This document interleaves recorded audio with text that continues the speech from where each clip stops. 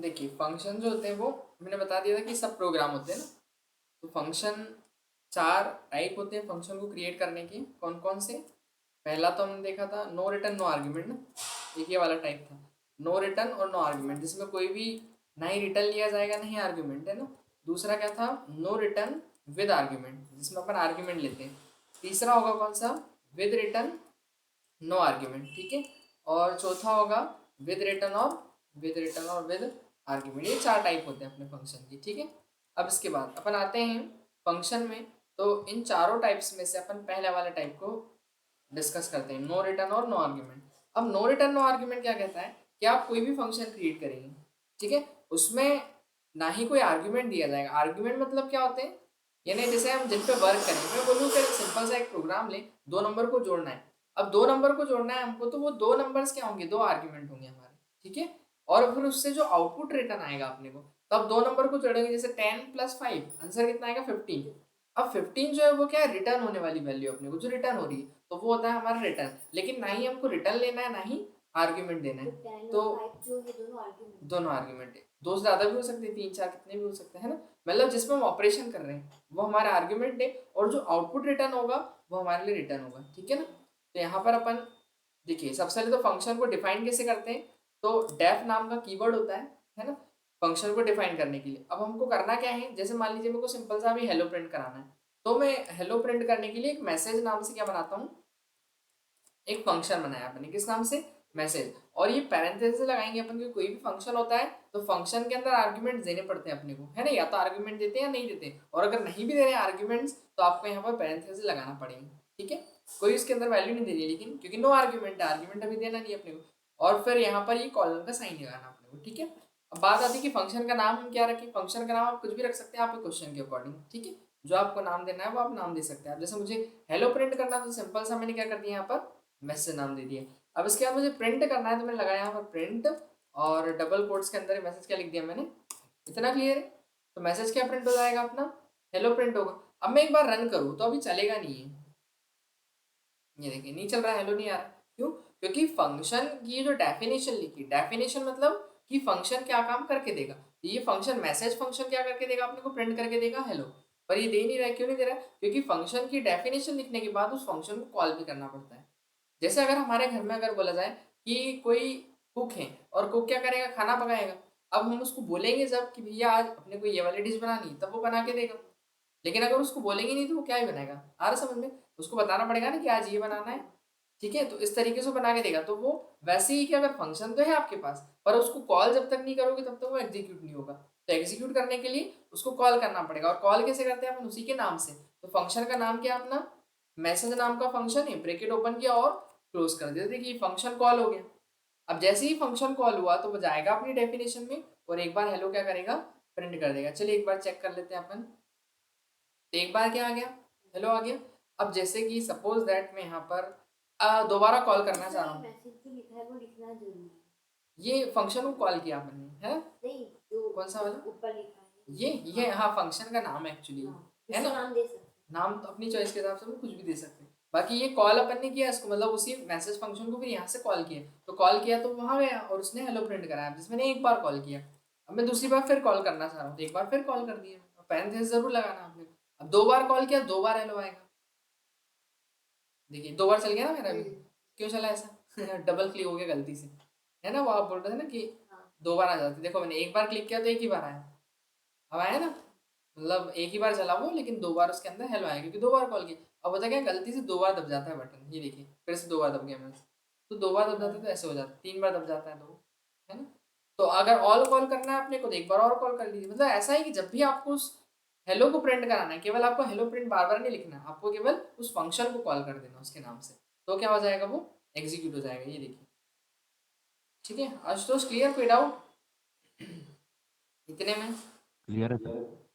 ठीक, अब देखिए ये तो बहुत सिंपल था हेलो प्रिंट कराने का प्रोग्राम। अब मुझे एक फंक्शन बनाना है जो कि दो नंबर्स को ऐड करेगा, ठीक है।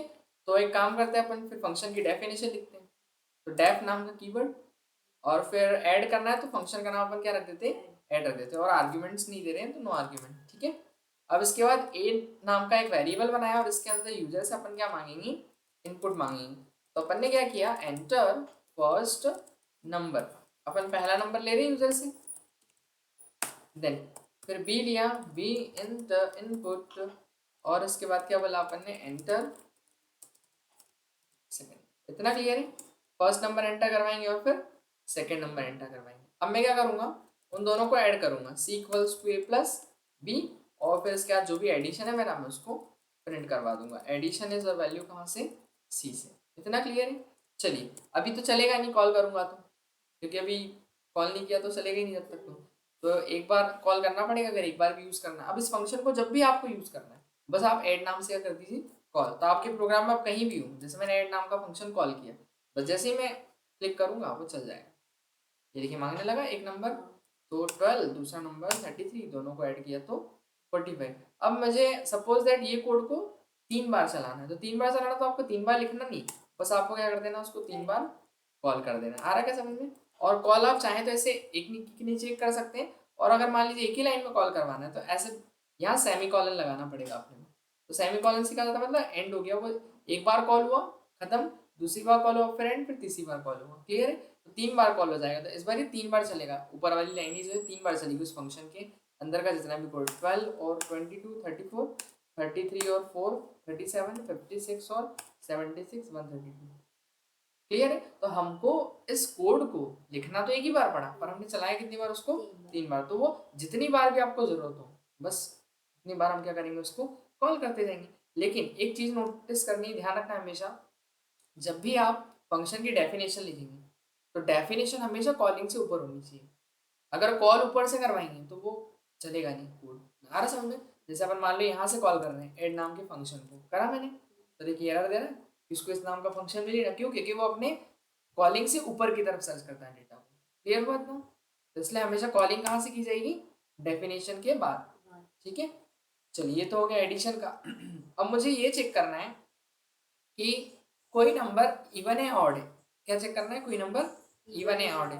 तो इवन और ऑड को अपन चेक कैसे करेंगे, इवन ऑड जैसे दो नंबर, अच्छा इवन ऑड में तो एक ही नंबर चाहिए होगा अपने को, है ना। तो इवन ऑड के लिए भी क्वेश्चन कर लेते हैं। तो सबसे पहले तो अपन क्या करते हैं, एक फंक्शन क्रिएट कर लेते हैं। तो डेफ नाम का अपन ने कीवर्ड यूज किया, ठीक है। अब डेफ कीवर्ड के बाद फिर अपन इवन ऑड नाम से एक फंक्शन बना लेते हैं, नाम आप कुछ भी रख सकते हैं। अब हम एक नंबर लेंगे यूजर से, उसको चेक करेंगे कि वो इवन है या फिर क्या है, ऑड है। तो अपन नंबर के लिए एन लेते हैं, और वो इंटीजर में आएगा तो उसके इनपुट अपन इंटीजर में लेते हैं, एंटर अ नंबर। इतना क्लियर है। ये नंबर अपन ने यूजर से लिया। अब इसके बाद क्या करेंगे कि if n modulus 2 is equal equal 0, यदि किसी नंबर को 2 से डिवाइड किया अपन और रिमाइंडर किसके बराबर आया, 0 के, तो वो नंबर क्या होगा, इवन। तो हम क्या प्रिंट करवा देंगे, इवन नंबर। और एल्स, एल्स नहीं तो अपन क्या प्रिंट करवाएंगे, print odd number, odd number, ये मैसेज देंगे। पर अभी चलेगा नहीं, वो कॉल करना पड़ेगा। तो कॉल करें इवन ऑड को, तो इवन और को कॉल किया एक बार मैंने। चलो मुझे 2 नंबर चेक करना है, तो मैंने 2 बार कॉल कर लिया। ठीक है। अब मैं रन करता हूँ। देखिए एंटर अ नंबर 23, 23 ऑड है और 24 इवन है। इतना क्लियर है। तो 2 बार चल गया इस तरीके से। देखिए अगर मुझे चेक करना है कि कोई नंबर, 2 नंबर्स में कौन सा नंबर बड़ा है, मैक्सिमम नंबर क्या है 2 नंबर के बीच का, तो फिर हम क्या करेंगे, मैक्स नंबर के लिए फिर एक फंक्शन बनाएंगे, डेफ नाम का कीवर्ड। और फिर अपन आएंगे यहाँ पर, क्या नाम से बना दें अपन, मैक्स नंबर पता करना है, तो मैक्स नाम से अपन क्या करते हैं, फंक्शन बना देते हैं। ठीक है। या मैक्स नम, या मैक्सिमम नंबर पता कर रहे हैं, इस नाम से अपन ने फंक्शन बना लिया। इतना क्लियर है। फिर इसके बाद क्या करेंगे, नंबर लेने पड़ेंगे 2 यूजर से। तो एक वैल्यू ए में अपन मांगी और एक बी में। अपन ने इनपुट ली थी ना, ये डेटा अपन कर लेते कॉपी। ठीक है। तो ये हो गया अपना काम। अब इसके अपन चेक करेंगे कि इफ ए की वैल्यू यदि बड़ी हो किससे, बी से, तो हम क्या प्रिंट करवा देंगे, ए इज मैक्स। ए अगर बी से बड़ा है तो क्या कौन बड़ा होगा, ए बड़ा होगा ना। तो अपन ए इज मैक्स प्रिंट कराएंगे। और एल्स नहीं तो अपन प्रिंट कराएंगे क्या, कि कौन मैक्स है, बी इज मैक्स। ठीक है। बस अब अपने को कॉल करना है इसको, एक बार कॉल कर देते हैं अपन मैक्स नंबर के लिए। तो मैक्स नंबर को कॉल किया, और अब एक बार कॉल किया, मैं रन करता हूँ। तो चेक करते हैं, enter first number 33 and second number 44। तो कौन मैक्स आ रहा है इसके अंदर? बी, क्योंकि बी वाली वैल्यू बड़ी, सेकंड नंबर बड़ा है। क्लियर हुआ इतना? ठीक है। आशुतोष कोई डाउट इसमें? इतने में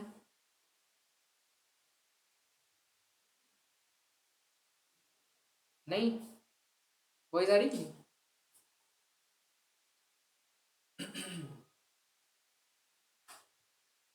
ठीक है, मैक्स मिन का तो कर लेंगे अपन, सेम क्वेश्चन। ठीक है, चलिए अब मैक्सिमम हो गया, मिनिमम का भी अपन कर लेंगे। अब मुझे ये चेक करना है कि जैसे कोई नंबर है ना, अगर मैंने कोई नंबर दिया है तो वो नंबर का फैक्टोरियल निकाल के देना चाहिए। फैक्टोरियल पता है ना अपने को, कि वो जो नंबर रहता है, जैसे 5, हमने बोला 5, तो 5 का फैक्टोरियल क्या निकलेगा? 5 × 4 × 3 × 2 × 1, कि जो भी मेरा नंबर है उस नंबर का मल्टीप्लाई कहाँ तक होना चाहिए? 1 तक, है ना। मतलब जैसे आपने लिखा 7, तो 7 का फैक्टोरियल क्या निकलेगा? 7 × 6 × 5 × 4 × 3 × 2 × 1। मतलब उस नंबर का मल्टीप्लाई कहाँ तक होगा? 1 तक होगा, है ना। ये फैक्टोरियल होता है अपना। तो हम क्या करेंगे, जो भी नंबर है उस नंबर से 1 तक का एक लूप लगा देंगे और उसको मल्टीप्लाई करवाते जाएंगे, और आखिरी में जो भी आउटपुट आएगा उन सब मल्टीप्लायर्स को उसको प्रिंट कर देंगे, है ना। ऐसे ही निकालते हैं अपन फैक्टोरियल। तो एक काम करते हैं अपन, सबसे पहले तो क्या करते हैं अपन, एक फंक्शन बनाते हैं, ठीक है। और क्या नाम से बना लिया? फैक्टोरियल के लिए फैक्ट नाम से फंक्शन बना लिया, ठीक है। अब यूजर से क्या लेनी पड़ेगी अपने को? सबसे पहले तो वैल्यूज। तो अपन क्या करेंगे, n is equals to int input, n is equals to int input, और यूजर को मैसेज करेंगे अपन एंटर अ नंबर, एक नंबर एंटर किया जाए, ठीक है। अब हमको क्या करना है कि देखिए, हम 5 से लेकर 1 तक मल्टीप्लाई करवाने वाले हैं, 5 से 1 तक। तो हमारा आई इनिशियलाइजेशन क्या हो गया, मतलब 5 हो गया ना। एन मतलब जो यूजर ने नंबर डाला वो हमारा क्या हो गया? इनिशियलाइजेशन हो गया, ठीक है। अपने को शुरुआत कहाँ से करना है? 5 से। तो इसलिए इनिशियलाइज कहाँ से किया अपन? एन से। एन मतलब क्या हो गया आपका?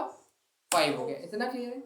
इसके बाद फिर अपन क्या करेंगे, एक लूप लगा देंगे वाइल, कि जब तक कि मेरी आई की वैल्यू, अब देखिए आई में जो यूजर नंबर डालेगा वो या तो 1 डालेगा या फिर 1 से बड़ा नंबर डालेगा, ठीक है। तो यहाँ पर आई जो है या तो बड़ा और बराबर होगा किसकी? 1 से, कि 1 के बराबर तक होना चाहिए और 1 से बड़ा नंबर होना चाहिए, ठीक है ना। अगर बड़ा और बराबर है तो फिर हम क्या करेंगे, हम एक एफ नाम का वेरिएबल लेते हैं। एफ के अंदर मतलब जिसमें हम अपने आउटपुट क्या करेंगे, स्टोर करवाएंगे। तो एफ इज इक्वल्स टू, जो भी एफ है, तो एफ की वैल्यू कितनी करनी पड़ेगी आपको मल्टीप्लाई के इसमें? 1। फिर किसी भी नंबर में अगर हम 1 का इंटू करते हैं तो सेम नंबर रिटर्न होता है अपने को। तो F is equals to F into I कर देते हैं। आ रहा समझ में? आई मतलब जो यूजर ने नंबर डाला है वो, तो आई के अंदर से 5 डाला है, तो एफ इंटू मतलब आई, एफ इंटू आई मतलब 5 × 1 कितना हो जाएगा? 5 ही हो जाएगा वो तो, है ना। फिर अपन क्या करेंगे, 4 करना है उसको, तो 4 करने के लिए आई को क्या करना पड़ेगा? 1 से घटाना पड़ेगा। तो अब 5 के बाद कितना हो जाएगा? आई की वैल्यू 4 हो जाएगी। फिर लूप चलेगा ऊपर, तो क्या हो जाएगा?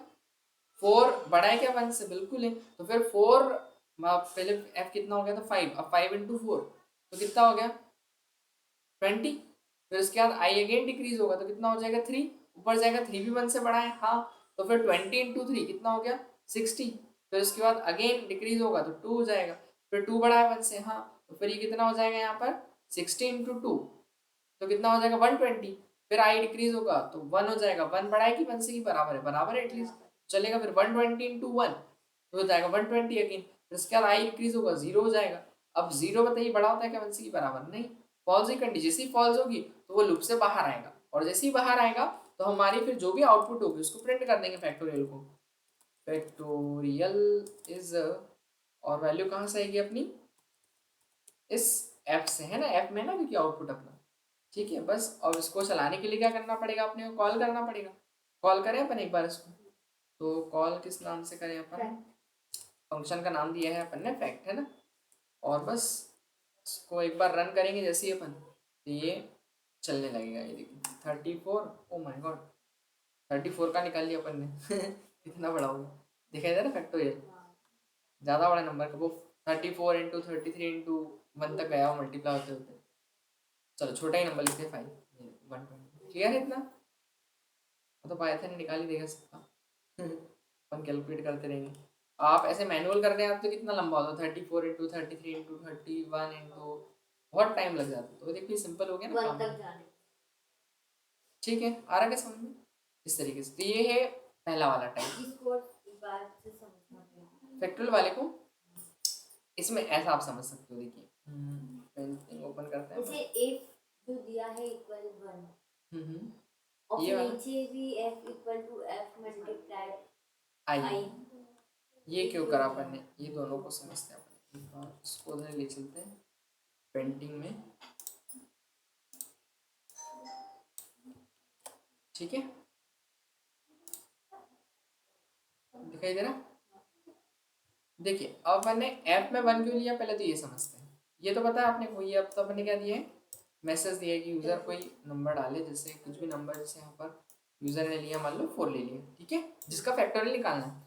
अब ऐप में 1 लेने का रीज़न ये है क्योंकि अपने को देखिए करना क्या है, अपने को 4 इंटू 3 इंटू 2 इंटू 1 यही करना है ना, और हमको मेन चीज़ तो उसको किसी के अंदर स्टोर करना है, तो हमने ऐप नाम का एक वेरिएबल लिया, ठीक है। अब मैं पहले तो 4 नंबर लूंगा, अगर मैं f इक्वल्स टू, अगर मैं इनिशियलाइजेशन क्या लिया अपन ने, n लिया ना, i इक्वल्स टू n करा ना, क्योंकि n से चालू करना है, ये तो पता है ना अपने को। ये क्यों करा, क्योंकि अपने को जो नंबर है वहां से चालू करना है, तो इनिशियलाइजेशन में हमने क्या सेट कर दिया, n, उस नंबर को सेट कर दिया। तो i की वैल्यू कितनी हो गई आपकी, अभी i हो गया आपका 4, कितना हो गया 4, ठीक है। अब इसके बाद अगर मैं f इक्वल्स टू, अगर डायरेक्टली f इक्वल्स टू अगर i कर दूं, तो i कर दूंगा तो उससे क्या हो जाएगा, f में क्या होगा, वो नंबर ही आते जाएंगे, पहले i की वैल्यू कितनी आएगी 4 आएगी, फिर ये हट जाएगा, फिर 3 आ जाएगा, फिर 2 आ जाएगा, पर अपने को ये थोड़ी सी, और लास्ट में 1 बचेगा, हमको तो इंटू करवा के सेव करना है ना उसको। तो फिर इसलिए अपन ने क्या किया है यहाँ पर कि हमने i के अंदर इंटू करवाया, किसका, i के अंदर इंटू कराया अपन ने ये f का, क्यों, क्योंकि अपने को आउटपुट किसके अंदर स्टोर करना, उसी एफ में स्टोर करना है।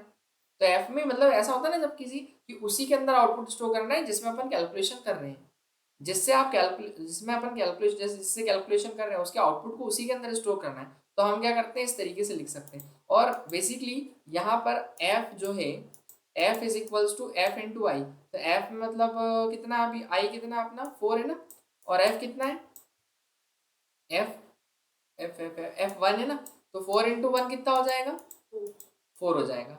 अब अगली बार आई घटेगा अपना, तो आई घटेगा तो कितना हो जाएगा, 4 के बाद 3 होगा। अभी लूप चलेगा तो ऊपर जाएगा, तो वो 3 बड़ा है 1 से, चेक करेगा पहले तो, हाँ, तो लूप के अंदर वो क्या दे देगा उसको, एंट्री, फिर वापस से क्या होगा, एफ इंटू आई होगा।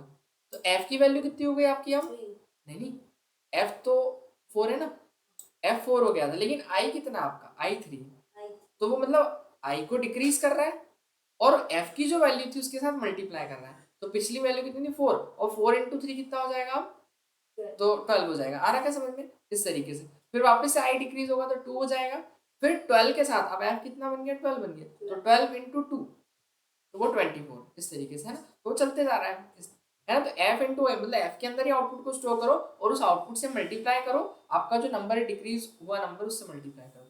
तो इसलिए अपन ने एफ इंटू आई लिया। अब क्लियर, एफ में 1 इसलिए लिया क्योंकि किसी भी नंबर से अगर 1 को मल्टीप्लाई करेंगे, तो अगर मान लीजिए मैं यहाँ पर 0 ले लूँ तो फिर आंसर ही पूरा 0 हो जाएगा। क्यों, क्योंकि शुरू में अगर 0 से 1 एफ में 0 रहेगा, तो 0 इंटू आई, और आई में 4 है तो वो 0 हो जाएगा, 0 इंटू 4।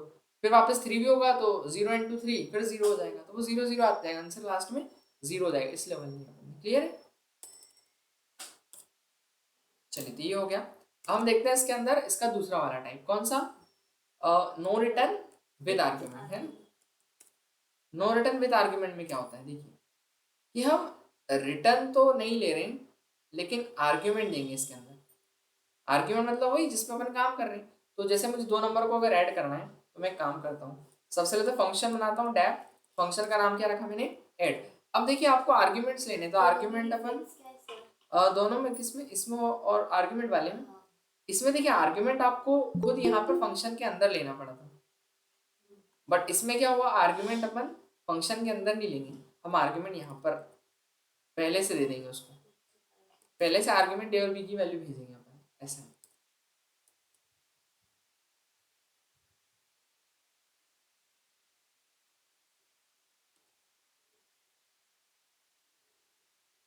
ठीक है। तो क्या होगा कि अब दो आर्ग्यूमेंट में पहले से भेजेंगे तो हमको यहाँ पर ए और बी की इनपुट लेने की जरूरत नहीं है, क्योंकि आर्ग्यूमेंट हम भेजेंगे।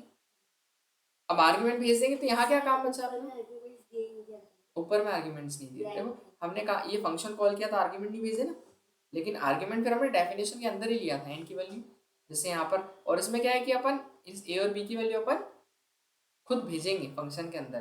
तो अपन क्या करेंगे यहाँ पर, अब इसका काम क्या है, केवल ऐड करना। तो सी इक्वल्स टू क्या करेगा, ए प्लस बी, और प्रिंट करा देंगे किसको, हमारे एडिशन एज और वैल्यू किसकी, सी। ठीक है, काम खत्म। अब देखिए मैंने कॉल किया ऐड को, किया कॉल, एक बार कॉल किया तो मेरे को, अब मैं डायरेक्ट कॉल करूंगा तो पहली बात तो एरर आएगी। क्यों, क्योंकि इस ऐड फंक्शन को कितने आर्ग्यूमेंट की जरूरत है, दो आर्ग्यूमेंट की जरूरत है, और हमने तो आर्ग्यूमेंट भेजे ही नहीं फंक्शन के अंदर। तो अगर मैं रन करूंगा देखना, तो आर्ग्यूमेंट्स का एरर देगा सबसे पहले। तो ये देखिए ऐड फंक्शन के अंदर missing two requirement positional argument A और बी। ए और बी के लिए दो आर्ग्यूमेंट चाहिए अगर ऐड फंक्शन को आप कॉल कर रहे हो तो हम क्या करते हैं, दो आर्ग्यूमेंट पास कर देते हैं। पहला नंबर मैंने कर दिया 2 और दूसरा कर दिया मैंने, कितने आर्ग्यूमेंट पास कर दिए मैंने, 2। इसके बाद रन किया मैंने तो देखिए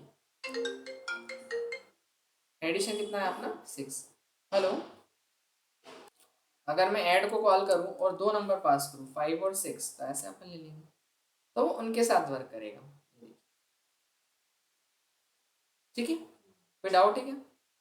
नहीं, तो आर्ग्यूमेंट में ये है कि आर्ग्यूमेंट आपको देने पड़ेंगे, और विदाउट आर्ग्यूमेंट वाले में आर्ग्यूमेंट आपको फंक्शन के अंदर लेने पड़ेंगे, इस तरीके से डेफिनेशन के अंदर, और इसमें कॉलिंग के टाइम में देना पड़ेगा। ठीक है, तो जो मैंने क्वेश्चन जैसे ये वाले करवाए थे पिछले, तो आप ट्राई ये करना कि घर में अपने से ये जो सारे क्वेश्चन है अपने जो मैंने बताए हैं, इवन ऑड वाले और फैक्टोरियल वाला, चेक करने वाला, 2 नंबर में मैक्स नंबर, इनको आप ट्राई कीजिए किससे बने, अपनी विद आर्ग्यूमेंट वाले से बने।